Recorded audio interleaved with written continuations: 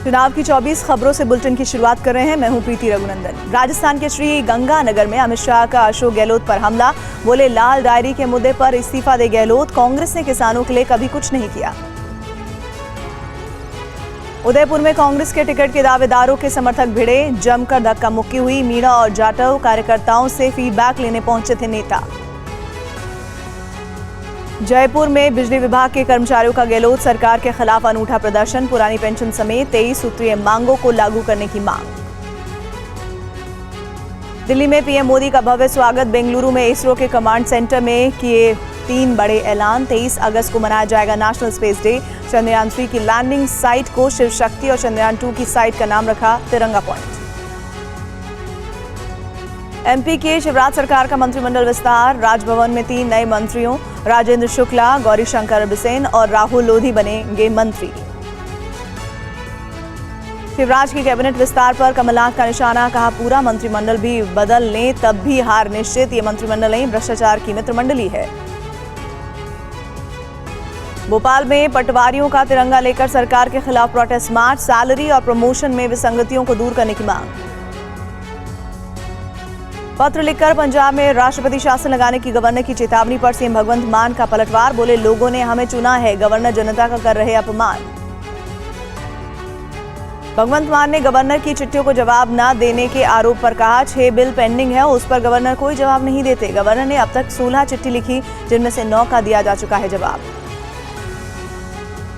पंजाब में 4 सितंबर को 5 किसान संगठनों ने सभी डीसी दफ्तरों का घेराव करने का ऐलान किया है। बाढ़ से खराब हुई फसलों के मुआवजे की राशि बढ़ाने की मांग। महाराष्ट्र में कांग्रेस की लोकसभा चुनाव की तैयारी शुरू। 3 सितंबर से जनसंवाद यात्रा निकालेगी पार्टी। कोल्हापुर में शरद पवार बोले, बीजेपी की भूमिका है, हमारे पास आओ नहीं तो जेल जाओ। पार्टी के बारे में फिर कहा, एनसीपी में कोई टूट नहीं।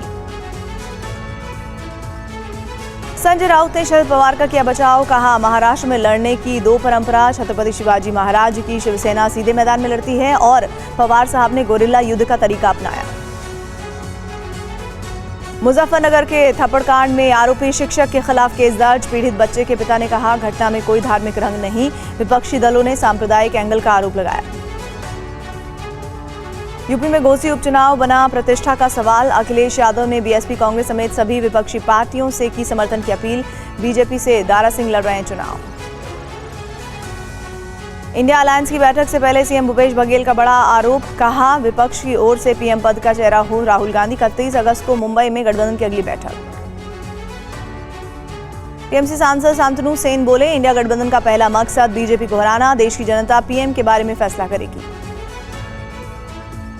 राहुल गांधी के पीएम वाले भूपेश बघेल के बयान पर यूपी के डिप्टी सीएम ब्रजेश पाठक का पलटवार। कहा, जनता मोदी के अलावा किसी दूसरे को पीएम स्वीकार नहीं करेगी। ग्वालियर में केंद्रीय कृषि मंत्री नरेंद्र तोमर का प्याज निर्यात पर 40% शुल्क लगाने पर बयान। कहा, किसी भी किसान को कम दाम पर प्याज बेचने की जरूरत नहीं। सरकार अच्छे दामों पर किसानों से खरीद रही है प्याज। हरियाणा के पूर्व सीएम भूपेंद्र सिंह हुड्डा ने नूंह हिंसा पर बीजेपी को घेरा। खट्टर सरकार पूरी तरह फेल, नूंह में भाईचारे का माहौल किया खराब।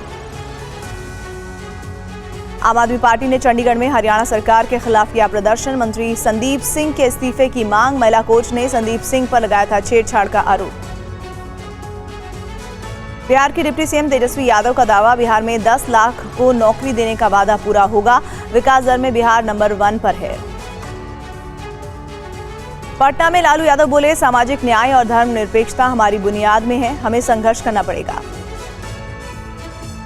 मनीष तिवारी ने पीएम मोदी राष्ट्रपति जिनपिंग की बातचीत पर विदेश मंत्रालय के रीड आउट पर उठाए सवाल। कहा, चीन की तरफ से जारी रीड आउट में डिसएंगेजमेंट शब्द का नहीं है जिक्र, सिर्फ सीमा के प्रबंधन की कही गई बात।